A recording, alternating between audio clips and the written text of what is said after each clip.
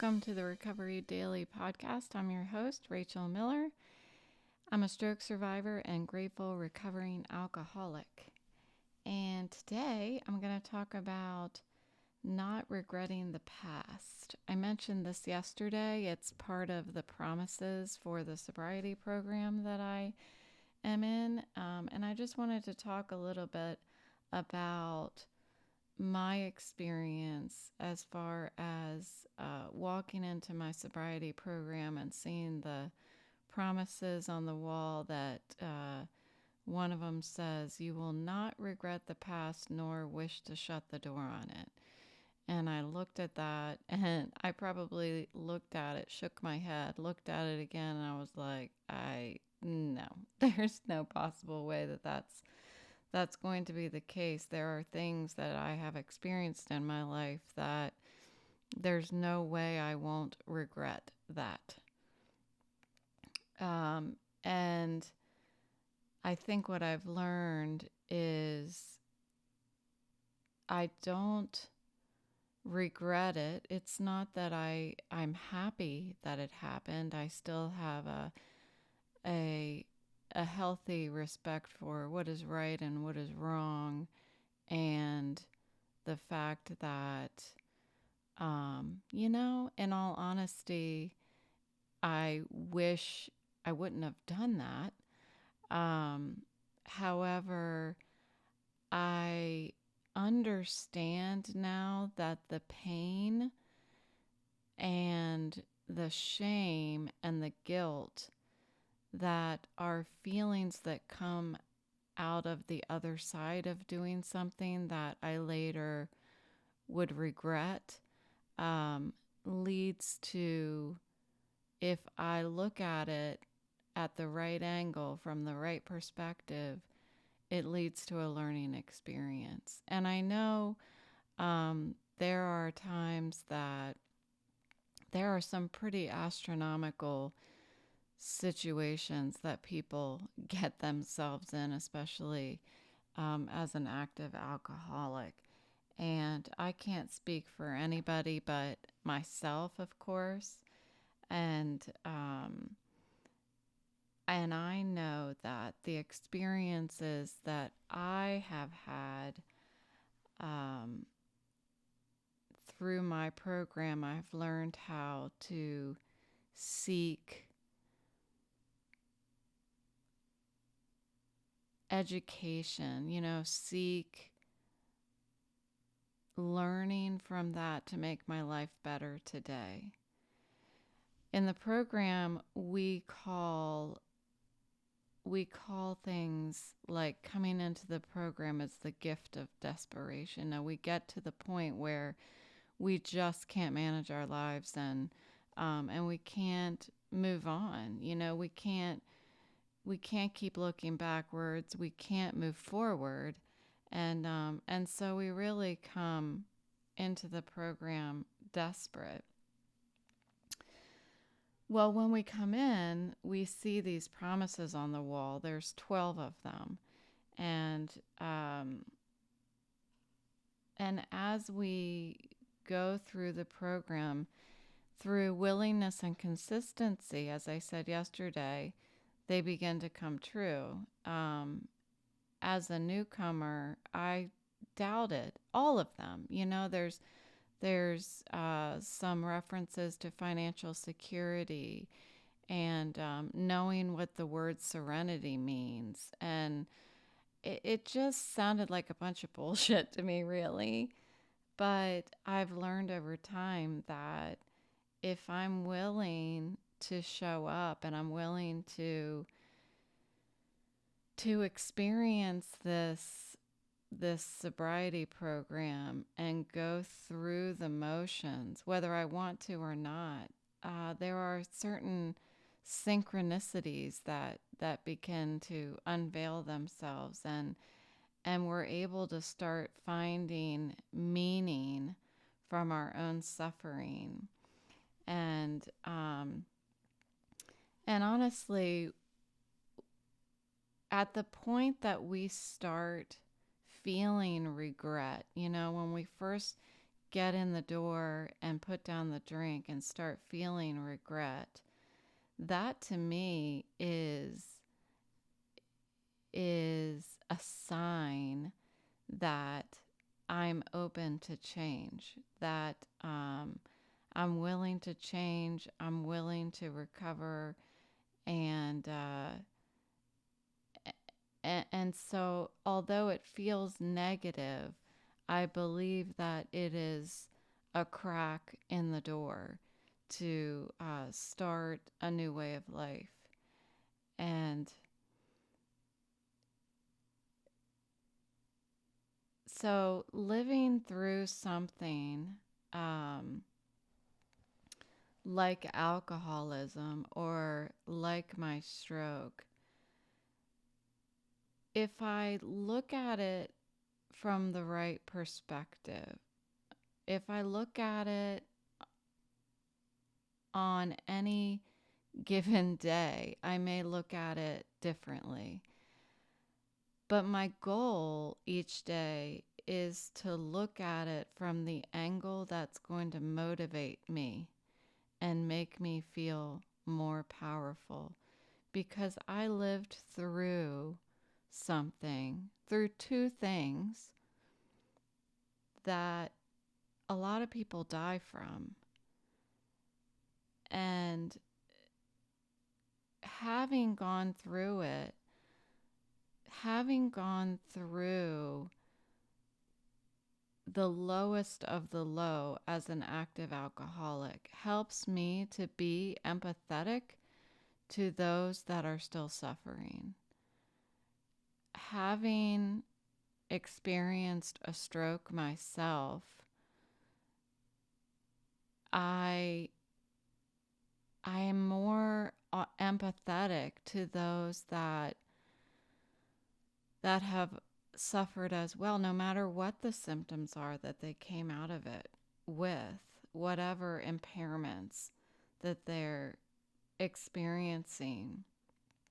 I feel like these experiences that I've had, that I'm now in recovery for,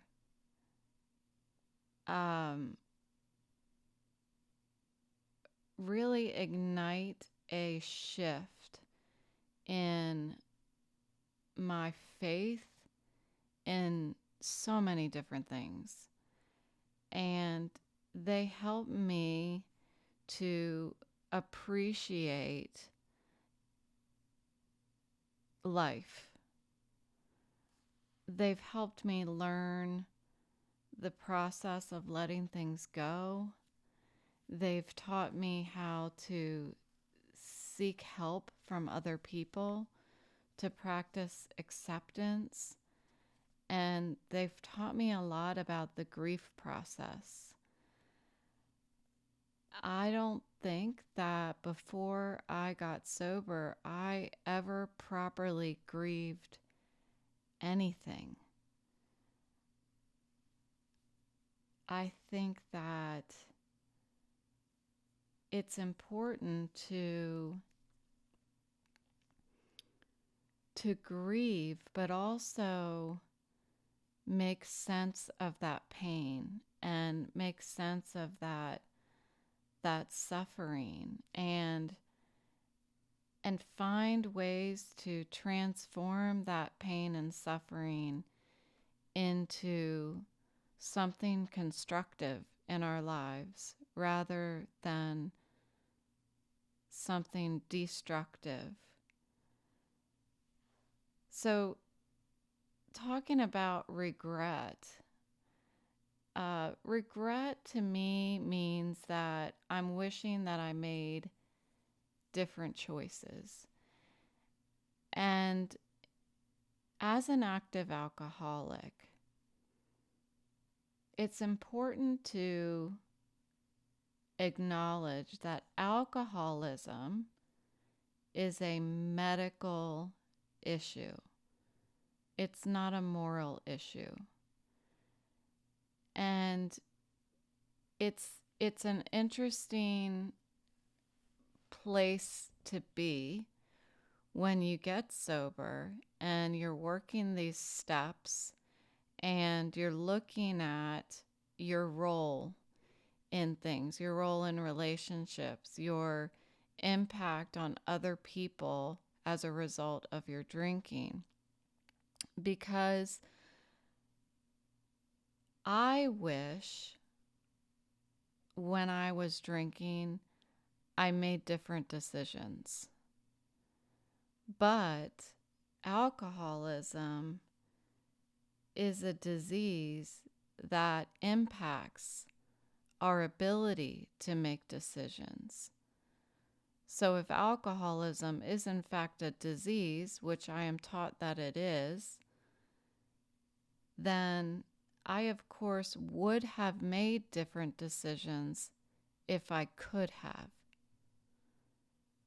It's not an excuse for the decisions that I've made in the past, but it is an explanation of those decisions.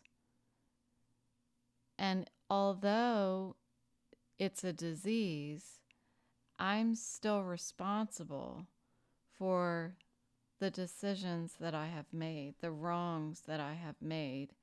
And it is my responsibility to go back and look at those, acknowledge them, and make right what I can. The courage to accept the things I can, and what is it? The serenity to accept the things we cannot change, the courage to change the things we can, and the wisdom to know the difference. There we go. I got it. There are people in the world that go on living after just unimaginable tragedy, and somehow they're not consumed with shame, guilt. How do they do that? I heard a story today. I hate even saying it out loud because it's just so tragic and sad, about a mother who was drunk driving and her child was killed in the car accident. And there are people who, their spouses leave them, their families leave them, they're homeless, their health is irreparable. How do they go on? How do they not collapse into regret?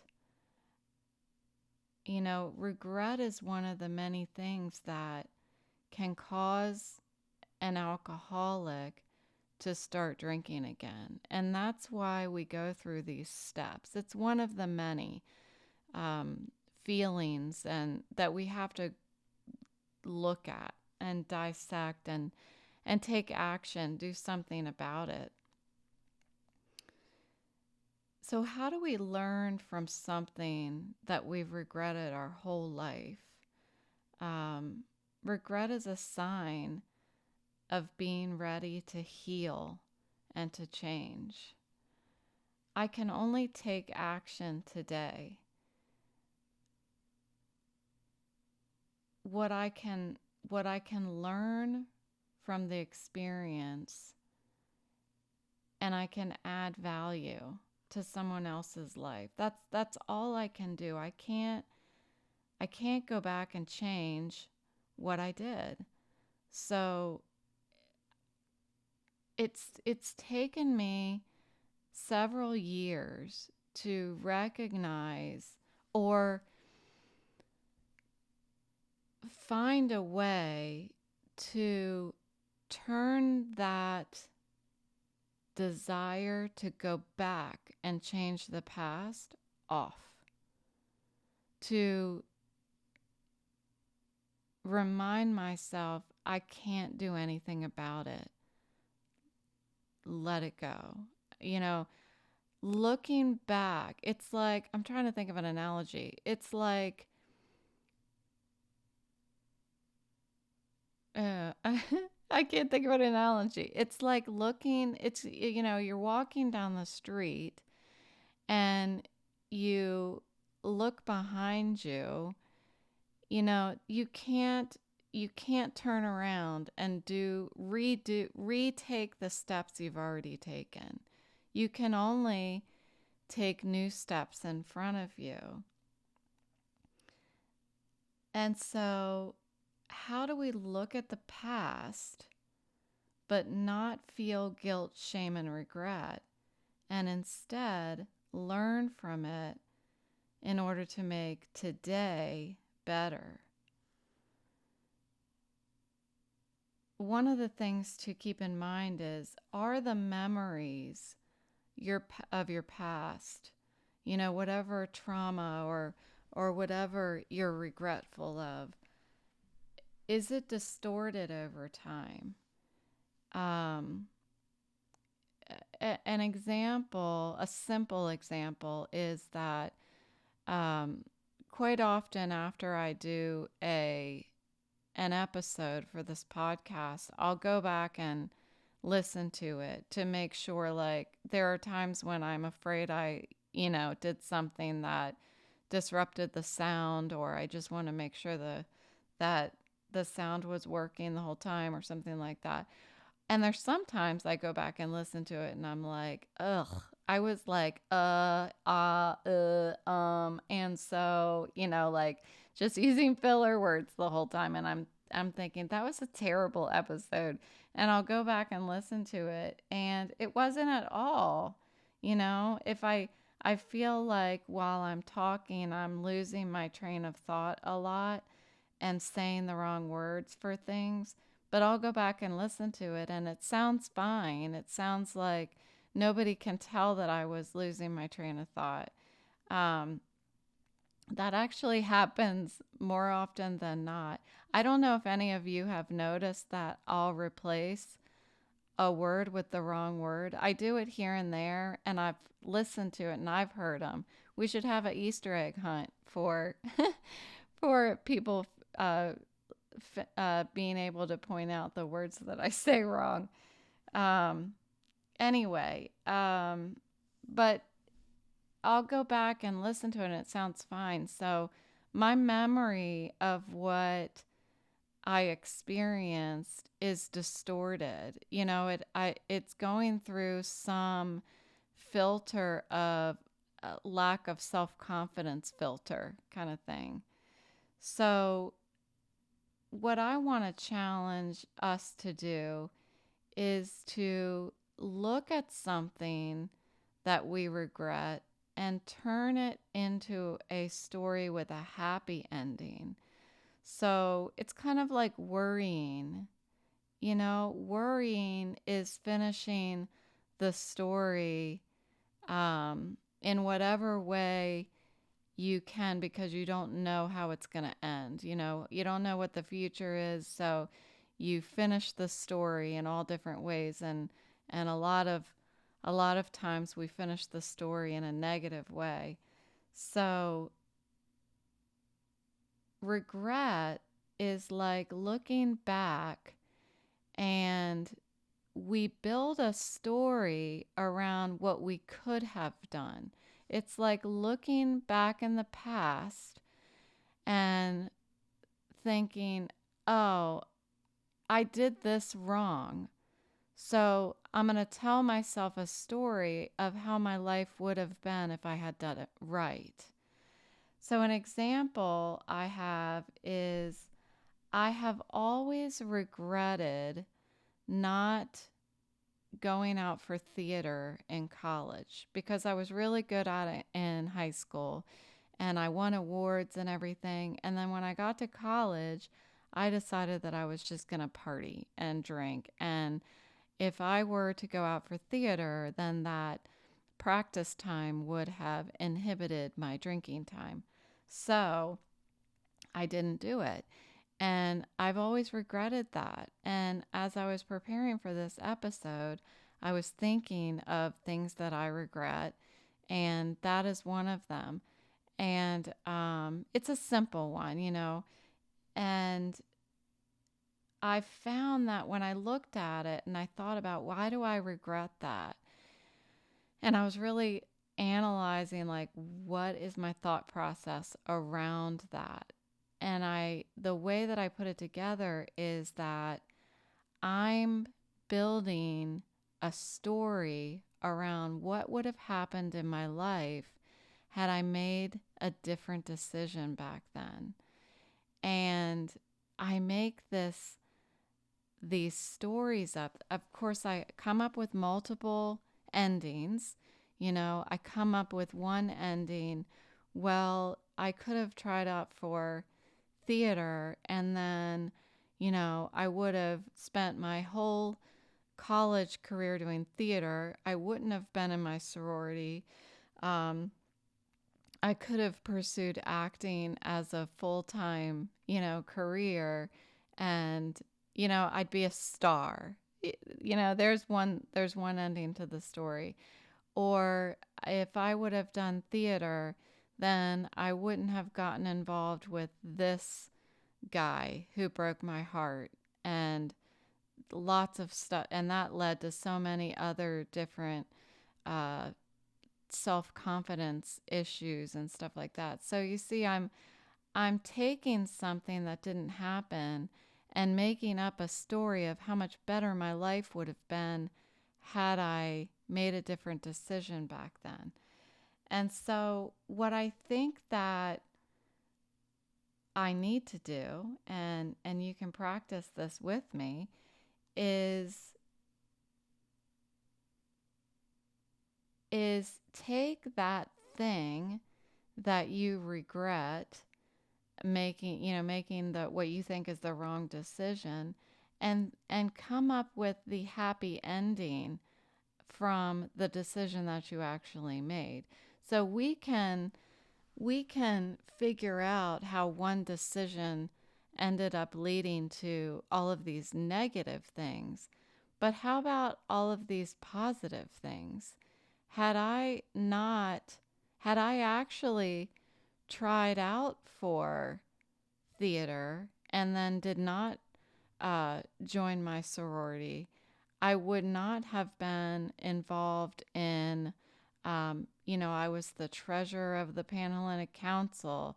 I did, I did lots of service work in my sorority. Lots of other beneficial things that came out of that I actually added to my resume. And what if that wasn't on my resume? Would I have gotten my first job out of school? So it's trying to rewrite that story of regret that we've been calling regret. Um,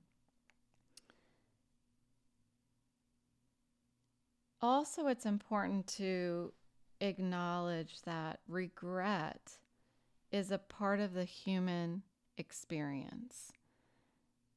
Regret helps us gain perspective, and it helps us focus on what actually matters in our lives. It allows us to thoughtfully pursue solutions for the future. All we have in our past uh, are the experiences that we faced. And that is what we use to base our decisions on for the future. And, spend some time to think about what things have happened in your life that if that had not happened, then you wouldn't have made another right decision later on in life. Um, it's it's it's interesting to watch as a parent, to watch my kids. All I can do is give suggestions, to tell them about my experience, what I've learned from my experience, and and give them a suggestion for how I think they could handle a situation that they're faced with. That's all I can do. And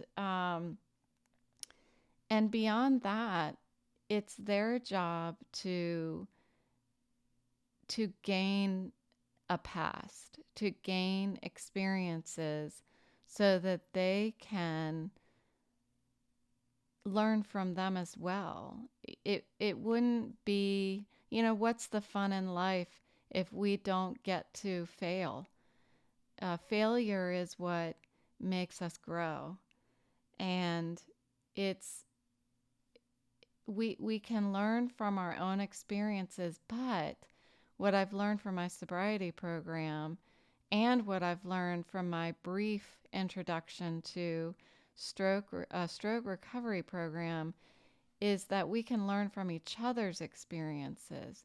But the key is that we have to listen to other people's experiences and trust that that is real.